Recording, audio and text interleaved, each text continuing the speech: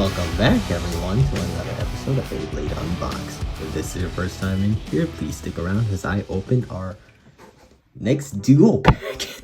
The next duo packet which I won in the Sunday Beyblade video. If you haven't watched that, please go right ahead. You'll understand. Anyways, this is our next duo packet containing the two Beys of Beat Tyranno 4-70 Quake and Knife Shinobi 4-80Hn. Did I already have that Bey? This dual packet is widely considered a high value purchase because it provides an accessible way to get Beat Tyranno, of course, a top tier competitive blade that was previously a rare prize item in Japan. While the stock combo for Beat Tyranno is criticized for poor stamina, the pack is praised for its competitive parts and unique movement. Now, Tyranno Beat is an attack type featuring an aggressive jagged die-cast metal blade designed to destabilize and chip opponents, while Knife Shinobi is a defense type with a small four-sided blade based on a rhino horn designed to stay centered and deflect attacks. Now, these two Beys were owned by two major characters in the Beyblade X anime, Knife Shinobi being the first Shinobi Bey owned by Queen Manju herself, of course, and Beat Tyranno owned by a member of Team Dreams or Team Cretaceous, Rex Jurai. Alright, now let's open you up. Alright, release me, release me, release me!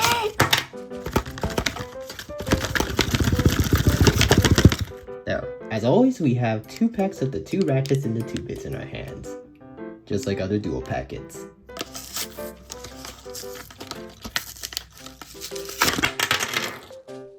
Wow, that's quite an explosion. I must say, look at this design. Love the scales. I don't think I need to get into this one. I've already had this for a while. Get out of there. Yeah. Alright, we got all our parts out of the package. Now let's talk about them. The Beat Tyranno blade is the star of the pack. It is an 8-sided heavy die-cast metal blade weighing 14 grams, known for its consistent smash attacks. Unlike other aggressive blades, it has lower recoil, allowing it to tank hits while still delivering powerful KOs. Wow. It is widely considered a must-have for competitive players because it can reliably beat top-tier stamina setups like Wizard Wand, of course. Now, the Ratchet 470 is a medium-height ratchet with 4 contact points, measured at 7.0 millimeters. While it provides a good height for Tyranno to strike downwards on opponents, the 4-sided design is criticized for being highly burst-prone. Competitors often replace this with a 360 or 560 for better burst resistance. Now, the Quake bit features a flat slanted tip that causes the Beyblade to hop and bounce unpredictably across the stadium. And it is one of the most fun gimmicks in Beyblade X, but is strategically risky due to low stamina and high self-KO rate. Like I said, I don't think I really need to get too deep into this Bey because I had this for a while, long before I started this channel. But I'm just gonna do it anyway. So the blade, Knife Shinobi, is a smaller, lighter blade, weighing about 31 grams, and it's themed after a ninja. You see right over here? Its shape is very similar to that of Rhino Horn, making it a compact defense type. However, its lightweight makes it very easy for heavy attackers to knock it out, leading reviewers to label it as not competitively viable. Oh boy. 480 Ratchet is a tall ratchet, measured at 8.0 millimeters. Because it sits so high, it exposes the ratchet's locking mechanism, making it extremely easier for shorter Beyblades to hit and trigger a burst. The high needle bit is a taller version of the standard needle bit, and it is designed to keep the Beyblade centered. But reviewers know that it is unstable and lacks the defense needed to handle the high-speed impacts of the Beyblade X Stadium. Now the Beys are fully assembled. Now this dual pack is a visually striking set that balances raw power with tactical defense. Beat Tyranno features a jagged, heavy 8-sided blade in a bold lava color scheme of deep red and black, designed to deliver massive smash attacks. Its greatest strength is its sheer weight, allowing it to bully opponents out of the pocket, though its Quake bit over here makes its movement hilariously unpredictable. Knife Shinobi, on the other hand, sports a sleek, stealthy teal and purple palette that perfectly fits its ninja motif. While it is lighter and more prone to being knocked around, its compact blade shape excels at deflecting hits when it stays in the center. Together they offer a great mix of high energy chaos and classic defensive playstyles for any collector. Anyways, it's only Beat Tyranno that I'm gonna be testing. I've already known a lot about Knife Shinobi, so yeah, bye bye. Time for you to get tested, buddy. Welcome back to the Extreme Battle Stadium, everyone. Let's give this guy a little test run, shall we? So pumped for this.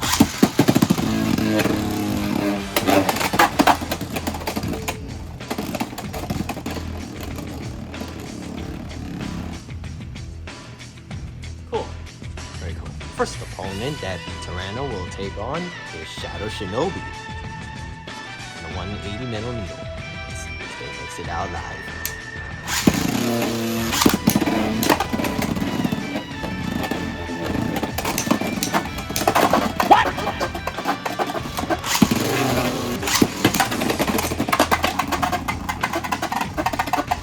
What are you doing? How come you didn't show this type of potential in your last test battle, huh? Come on, please, you can do better than that.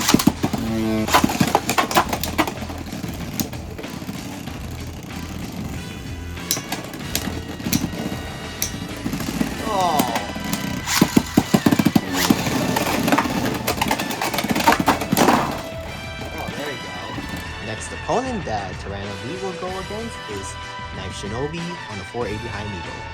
Of course, I'm still gonna use this one for opponent test battles, you know. Let's see if they mix it out live.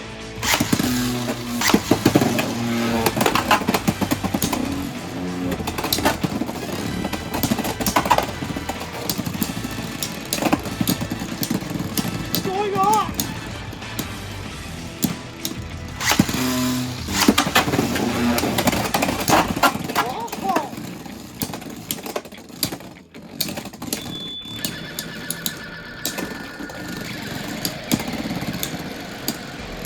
Come on, you can stay. Brother.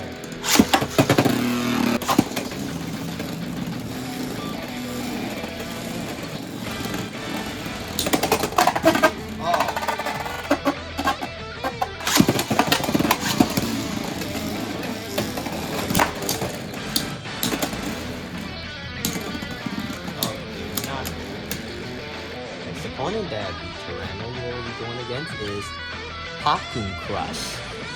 Yeah, it's revealed to be Popcorn Crush actually. Well, it's still a Hell's Hammer, but yeah. It's called Popcorn Crush. Anyways, let's see which way it makes it out live.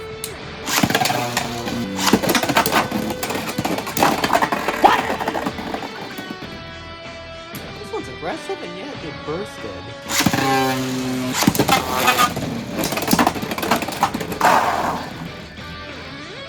Going, man.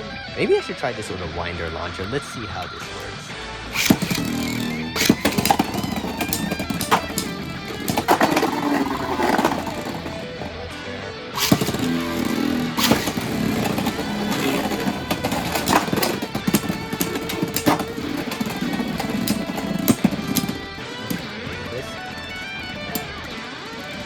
The last opponent that Beat Tyranno will go against is Let's see which Bey makes it out live. You better get this one.